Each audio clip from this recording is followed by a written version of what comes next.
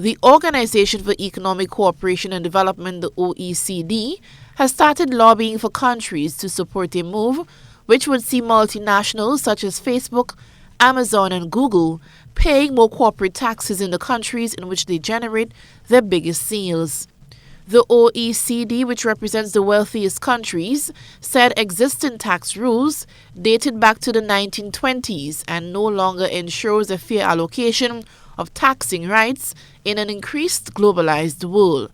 However, Christopher Niali, who represents the private sector in Senate, says the end results would be of little or no benefit to small islands like Grenada. For us out in the Caribbean, the only how we could benefit is if these guys move their offices or some of their operations to some of our jurisdictions, and as a result, we tax them here.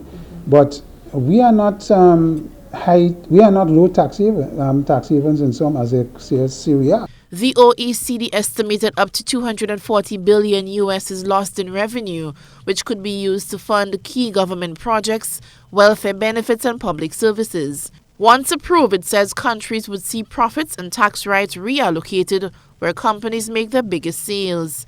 Diali says what is needed is a conversation around harmonizing corporation tax in the region.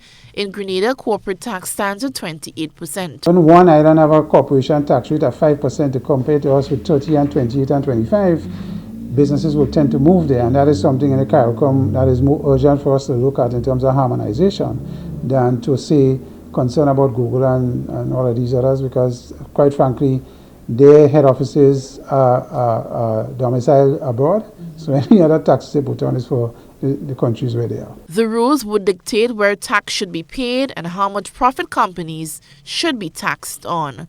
Eugenia Peters, GBN News.